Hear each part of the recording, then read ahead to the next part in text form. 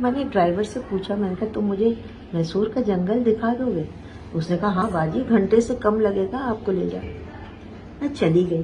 बड़ी खुशी से मैंने देखा दरख्त एक दूसरे के साथ मिले जुले खड़े थे, खुशबू नहीं है।